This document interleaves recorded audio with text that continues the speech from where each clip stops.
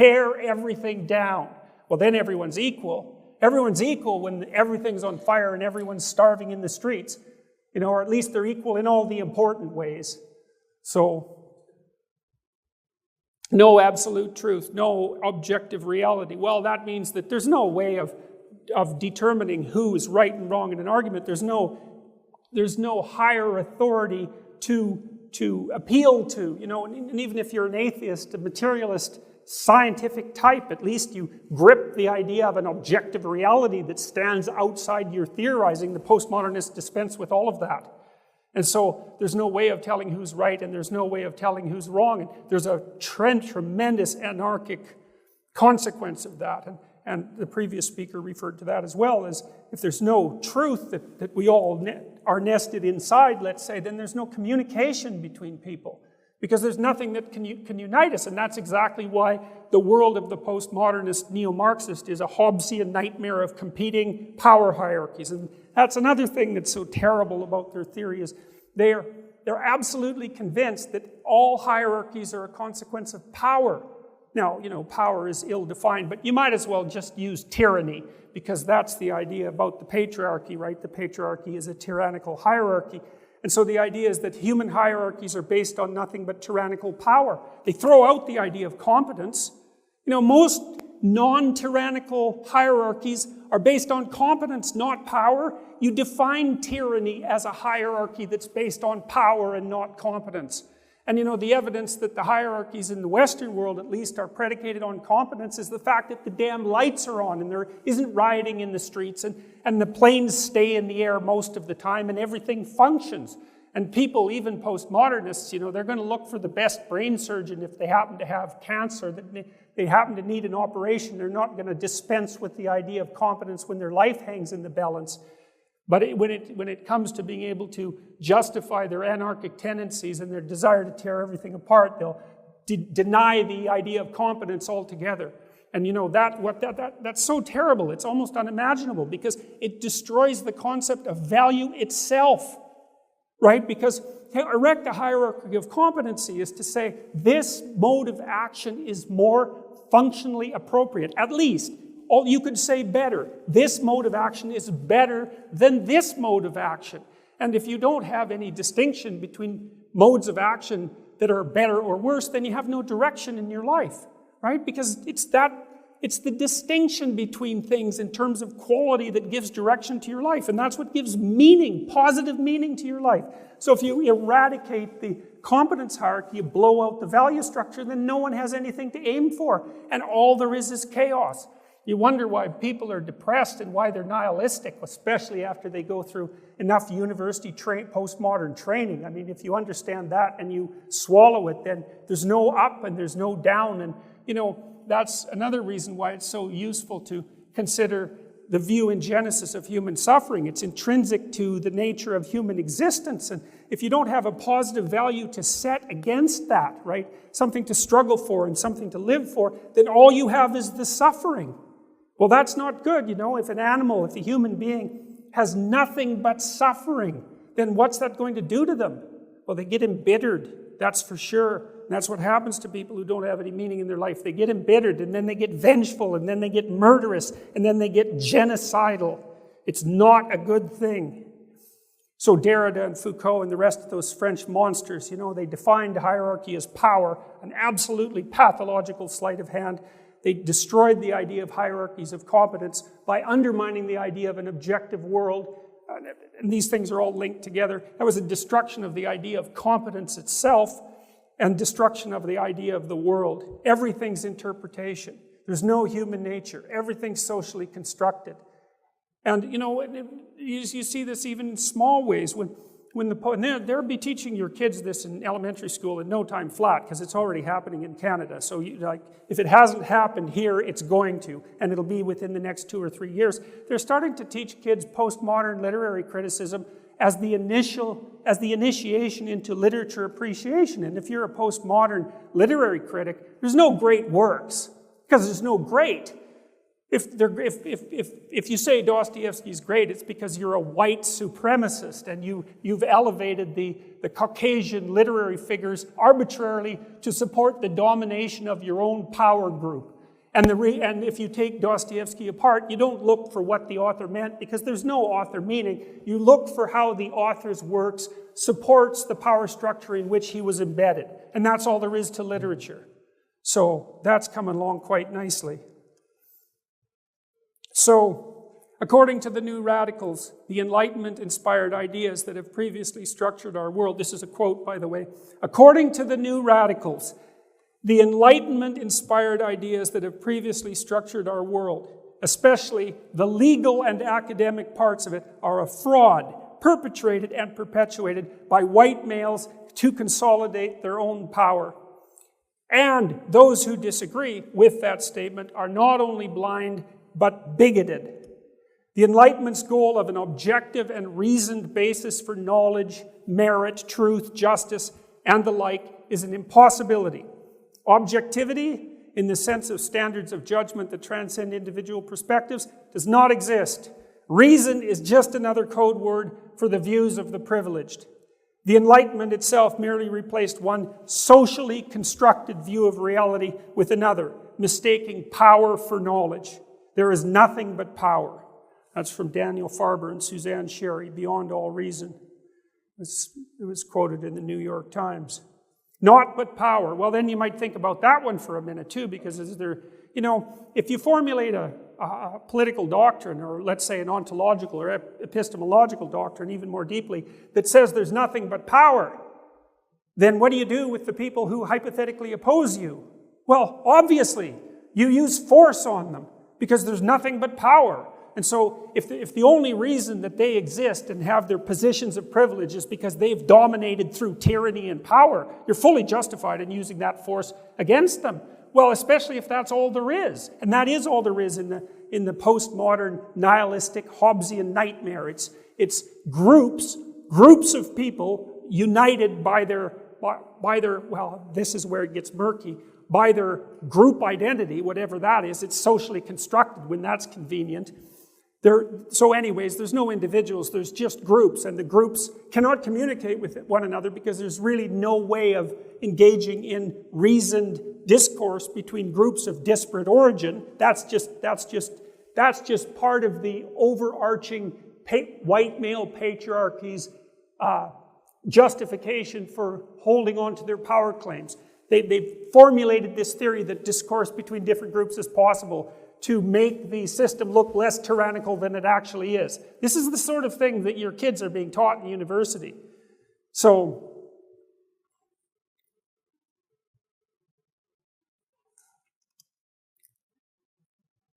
identity politics is the division of society into groups which cannot communicate or cooperate. Well, this is a big problem. You think, well, why is this happening exactly? Like, what's going on? Because that's what we're trying to figure out, right? What's going on? Well, I talked to you about Marxism. I talked to you about the worldview that underlies Marxism, which is predicated fundamentally on resentment for differences in the world. And look, we got to take that with a bit of sympathy, It's not like the world is fair. It's tragedy-ridden, it's unfair, and there's malevolence everywhere. Now, that's not surprising to those of you who consider themselves Christian. That's a basic part of the doctrine. But that doesn't mean it's palatable. People differ in all sorts of important ways that have non-trivial effects on their life outcome. In fact, they differ in innumerable ways, which is actually part of the technical and methodological problems of postmodernism. Think about the difference. Here's differences. And you might say, well, some of these are your own doing, and maybe they are and maybe they aren't, but a lot of them are, let's say, gifts of God, for lack of a better terminology. One of the biggest differentiators between people with regards to their long-term success, far more important, by the way, than race, is intelligence. Intelligence has a very powerful biological basis. So, it's funny because there's plenty of modern academics who deny the existence of biological intelligence, and I think that's because they like to think that they got to their positions by pulling themselves up by their own bootstraps. There's no gratitude in that. They don't think, well, I was given a gift, and it's not like I earned it. It was part of the structure of my being, the given structure of my being. You know, you could have a little humility in the face of that. Well, so people differ by intelligence. They differ by temperament. Some people are extroverted. Some people aren't. Some people are very, very sensitive to negative emotion. Others are very emotionally stable. Some people are compassionate and polite, and some people are disagreeable and competitive. Some people are conscientious and others aren't, and some people are creative. And all of those have major effects on the way that life unfolds. There's accidents of geography. I mean, here we are in the first world. Well, that's a good deal for us, isn't it? Because the infrastructure is in place. It's there's an arbitrariness to that the existentialists called thrownness. And you can't really attribute that to your own doing. It's something to be grateful for and to recognize. And the same with regards to your positioning in historical time. You want to go back to like the 1400s or the 1300s? It seems unlikely. I mean, people worked, even in the 1890s, they worked so damn hard that modern people can hardly even imagine it, right? I think one day in the life of a frontier pioneer would kill most of us in this room. Or if it didn't kill us, we'd at least wish we were dead. Well, then there's attractiveness. Attractive people do far better in life. And, you know, it's just no joke to be cursed with ugliness. And that's a major differentiator. And, well, the youth have advantages over the old, right? And, I mean, when you're old, maybe you're rich, because actually being old is a pretty good predictor of being rich, as it turns out, given that you've had a whole life to gather up resources. But I suspect it's the rare old rich person who wouldn't trade in all their money for a young body. So it's not exactly obvious who's got the upper hand there. The old person has the fruits of their labor, but the young person has the potential of the future, and you can't buy that. Health, well, you know, everybody knows people who were promising in 6 different ways who basically got cut off at the knees by some, you know, incomprehensibly arbitrary tragedy and cut their life short or produced an excess of suffering. Different sexes have different advantages. You know, women can have children. They can have multiple orgasms. It's not a trivial thing in the entire course of life. You know, men are bigger and stronger, but they die sooner. Women live about 8 years longer. That's actually quite an advantage. Some people are athletic. Other people are weak. Some people are born wealthy. It's better to be born intelligent, by the way. If you're looking at future prediction, it's better to be born intelligent than to be born wealthy, at least in Western societies. Some people have an intact family structure and others don't. Some people have friends, some people don't. And we differ from an educational perspective. Those are major dimensions of difference, right? And they're all really relevant and important, and they have a major impact on how our lives unfold across time. And the consequence of that is massively unequal distribution of socioeconomic resources. Now, that's not the only measure by which life should be assessed. Far from it. And that's another problem that I have with the radical leftists, that even though they're anti-capitalist to the extreme, they are also convinced that money solves all of the world's problems, and that's just not true. There's lots of problems that money makes worse, and certainly many problems that money can't solve. But, you know, the funny thing is, even with all these dimensions of difference, the only thing that's really been concentrated on, well, race is the big one, gets sexual identity, race, and gender. Those seem to be the big 3, and it's not exactly obvious why. It's the one part of this talk that I haven't really been able to crack, you know. It's like, I don't know why the focus is there, although I do know that the reason that intersectionality has emerged within the postmodernist corpus is because the theorists themselves have started to understand that there's an infinite number of dimensions across which people differ, which is actually why the West invented the concept of individuality to begin with. Because if you fractionate groups down to the ultimate atomic level, you end up with the individual, and you have to treat the individual as a unique nexus of factors. And so, the logical consequence of intersectionality taken to its final conclusion is the individualism of the West, which I think is extraordinarily funny, although I'm not sure we're gonna make it to the point where we rediscover that. But anyways, race has become the major issue. Why race? I don't know. Maybe it aligns most evidently with the oppressor-oppressed narrative. Maybe it's the simplest way that people can be divided apart from sex. But it does beg the issue. Well, what do you do with all these other dimensions of individual difference? You know, and this also shows you the absolutely appalling scholarship that characterizes so much of the postmodern work, you know. So, look, there are all sorts of arbitrary reasons, semi-arbitrary, let's say, that determine our our movement up status hierarchies or competence hierarchies as we move through life. You know, and the other thing to understand is that your position in a competence hierarchy isn't an award that's given to you because of your intrinsic worth. That's the wrong way of thinking about it. The reason that you get promoted up a competence hierarchy is because other people want to maximize the value you can produce for society. That's why you get paid. It's not an award, right? And that's a much better way to think about it, because the most intelligent thing to do, even if there are arbitrary reasons for competence differences, is to place the most competent people where they can do the best job, because that's best for everyone else. And if you have to pay them a bit more to motivate them, well, that's the price you pay for extracting the value that they can give to you and to the other members of society. It's not an award. It's not altruism. It's none of that. It's cold-hearted individual and social preservation, and it's the right motive. It lines everyone's motivations up properly. So, all right, so I'm going to talk to you now a little bit about white privilege, okay, because that's the most egregious example of poor scholarship, as well as the logical conclusion of the dialogue about race. So we're all groups, racial groups, ethnic groups, gender groups. We can't talk to each other. We're all involved in a power struggle across which there's no communication. And the white people, roughly speaking, have it best. And so this is Peggy McIntosh. She's all smiles. As Shakespeare said, you can smile and smile and smile and still be a villain. So that's how I look at this photograph. She's a nice grandmotherly type, but, you know, that just doesn't cut it when you're talking about things like this. She's Associate Director of the Wellesley College Center for Research on Women. Research, yeah. This essay is excerpted from working paper 189, White Privilege and Male Privilege, a personal account of coming to see correspondences through work in women's studies. The working paper contains a longer list of privileges. Okay, well, what's her methodology for laying out what constitutes white privilege? The papers rely on personal examples of unearned advantage, as McIntosh says she experienced in the 1970s and the 1980s. You know, in a social science, a reasonably well-developed social science, such as psychology, that gives you a failing grade in the first research project you do. You know, this is, at best, that's a hypothesis. At best. Right, and just, it's derived from it's a weak hypothesis, because if you're going to formulate a hypothesis, it can't just be what you think. You should go do a little research and inform it even before you get the damn hypothesis generated.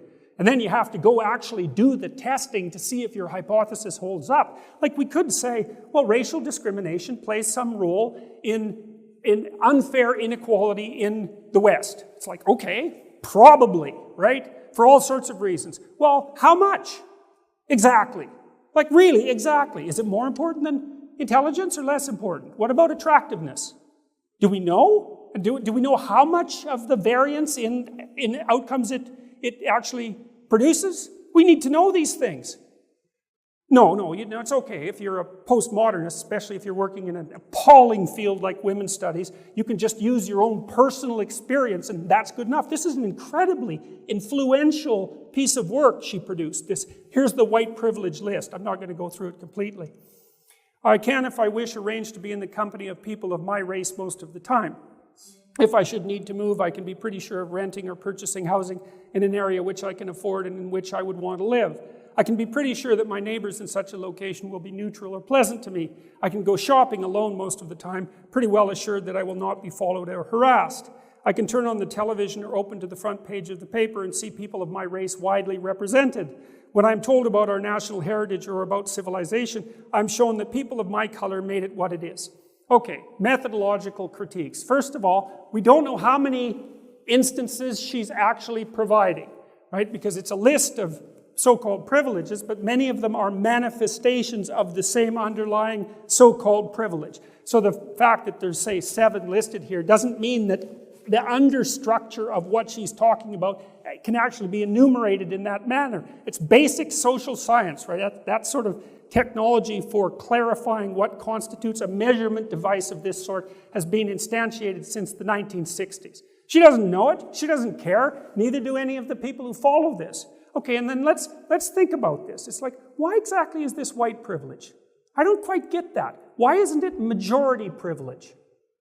You know, like that's really different. It's like, well, you think that's not true if you're Chinese in China? So what if you're black in a black African country? You know, or Hispanic in a Hispanic country? Aren't all these things true? Well, if they're true, then there might be privilege, but we've already established that. There is privilege. There's differences between people, and all the differences aren't fair. We've established that. Well, terminology matters. Well, you know, it seems to me that these all flow from the mere fact that in any civilization, there's a certain amount of homogeneity that constitutes the majority, and that the majority is most comfortable in a society that was produced by the majority.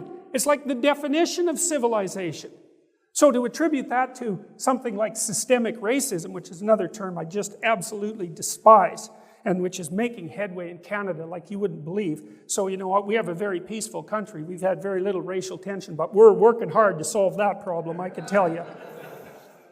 So, I won't read you the rest of these. You can take a look online, you know, white privilege and male privilege, a personal account, of coming to see correspondences through work in women's studies. Well, all this idea of white privilege came out of her working paper. Like, as an academic document, it's appalling beyond belief, you know. And this is a real failure of the universities because they've allowed these pseudo-disciplines to multiply. And they've become unbelievably dominant. And as a member of the academy, I'm deeply ashamed and embarrassed that that's the case. Like, every intellectual in the damn country should apologize for what the universities are doing to society under the guise of these absolutely appalling doctrines based on no methodological sophistication whatsoever, absolute domination of ideological theory, no understanding whatsoever of history. It's absolutely embarrassing. But you can smile about it, and that's the important thing. All right, so anyways, I gave you a bit of a critique about the idea of white privilege. And, you know, as far as I'm concerned, it's just an attempt to, what would you say, augment the reality of the postmodern worldview, which means, you know, if we differ across races or ethnicity, then we can't communicate. And that's an attempt to fragment the society. And that's an extension of the Marxist desire to uproot the entire structure and start again under the guise of, hypothetically, of equality and sympathy for the, well, it was at one point, let's say, the working poor, but really driven by a resentment that's really as old as mankind itself. That's the right way of thinking about it as far as I can tell. And as I said, the proof of that is in the genocides. You got to think about what you're willing to accept as proof. Like, for me, the fact that 40 million, 60 million, something like that, 20 million, no one knows, were killed in the Soviet Union as these ideas were instantiated, that was enough proof that there was something wrong. You know, and if that's not enough proof for you, well, then you might ask yourself exactly what it would require to prove your theory wrong. How many tens of millions of people would have to die before you would admit that there's something wrong with the way that you're construing the world? It's a decent question. You know, I had a talk on free speech canceled. I had a talk on the suppression of free speech at university campuses canceled by a university in August. And the people who got it canceled, yeah, it was pretty funny, all right. The people who canceled it came out and had a little after party, and a bunch of them came out with a hammer and sickle banner, you know, because they were communists. And, you know, the media covered that to some degree. And, like, if they would have come out with a swastika, there would have been a hell to pay. But a hammer and sickle, man, that's everyone's friend. It's like bringing your girlfriend a bouquet of roses, you know. There's nothing wrong with communism, apart from the 100 million people it slaughtered. It's like, I don't know what the hell's wrong with us. You know, and I've tried to puzzle this out. Like, why? It's pretty obvious why the Nazis have a bad name. Like, we really don't have to go into that. But it's not so damn obvious why the communists, the Marxists, don't have an equally bad name. And that students can come out and protest with the hammer and sickle intact and act morally virtuous, and people don't recoil from that and with absolute repugnance, which is, of course, the right approach. It's a very hard thing to figure out. So, I mean, maybe it has something to do with the universal utopian dream. It's at least universal, whereas the Nazi utopian dream was so delimited, you know, that there was something more, I don't know, aggressively evil about it, or obviously evil about it. Maybe it's that. But the net consequence was, I mean, from the perspective of numbers of people dead and horror, what would you say, inflicted on the world, it's very difficult to tell the two apart. So, All right, so then the next question is, well, there's liberals, right? And I'm a liberal. I'm a classic liberal. And conservatives have a pretty good time making borders between things. It's actually one of the hallmarks of conservative thinking, but the left-leaning liberal types aren't very good at that from a temperamental perspective. And so, you know, when William F. Buckley had made the National Review, the John Birchers were trying to affiliate themselves with him, and he said, no, you guys aren't part of what I'm doing. You know, he drew a line, and the same thing happened pretty fast after Charlottesville when people like Ben Shapiro came out and said, yeah, no, Nazis, yeah, how about no? White supremacists, no, we're done with that. That's not part of the conservatism that I represent. Well, the liberals need to do the same damn thing, but they're not very good at it. So I've got a basic primer here for all the liberals who might be paying attention to this at one point or another, how to identify the people from whom they should be rapidly dissociated. And this is the terminology: equality, diversity, inclusivity, equity. That's a bad one. That means equality of outcome. And in that term, equality of outcome, is nested all the horrors of Marxism. And white privilege is another one. You know, and you might, then I would also say with regards to white privilege, let's get it clear, eh? How about we do this? How about we decide what actually constitutes racism? It's pretty bloody straightforward. It's the attribution of a set of attributes to someone based on their skin color. And so to say that because you're white, and that's actually a quite difficult thing to define, that you're somehow characterized by privilege, and that privilege is associated with guilt for historical crimes, that's racism. You see, to attribute to the individual the characteristics of one of the groups to which they happen to belong in some sense, that's the thing we're supposed to be fighting. And to talk about white privilege is precisely that. It's racist, period. And obviously, self-evidently, because, well, look, it's based on race. You know, and the thing is, there's so many differences between people. There's so many differences between people. You can't just do that. You can't pull someone out and say, well, you're the member of this homogeneous category system, and I can ignore all your heterogeneity, the diversity that the left, radical left, is always talking about. I can ignore all that diversity, and I can attribute to you this set of properties, including your, let's call it, class guilt, for lack of a better term. If you want a formula that will break your society up in pieces, then that's the formula. And then you might also understand that the people who derive those formulas, that's exactly what they're aiming at. So it's not chance. And you might say, well, do all these neo-Marxist types know what they're doing? And the answer to that is, well, not at all. No more than every Christian is a theologian, or every Muslim understands the full doctrine of Islam. That just doesn't happen because we're pretty ignorant. So, you know, you take the typical social justice activist and you pull them out of their mob, and it's like, you know, they're your neighbor's daughter, and 80% of the time or 90% of the time they're a fully rational human being abiding by the general rules of the state. But if you get 100 of them together in a mob, then all the fragmented pieces of the postmodern doctrine manifest themselves in a unity, and then look the hell out. Because it's the idea that's got the mob. And the idea that's got the mob is not an idea that's conducive to the survival of our civilization or peace. So we better bloody well wake up and do something about that. Now, partly what I've been doing, and this is quite interesting, and I'll stop with this. You know, for the last year, I've been in a very big political battle in Canada, and it's by no means over. That's beside the point. I don't even like being in political battles, but sometimes there's no choice.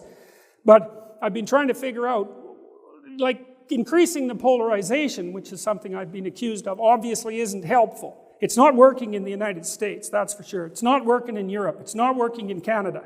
So it's not a good idea.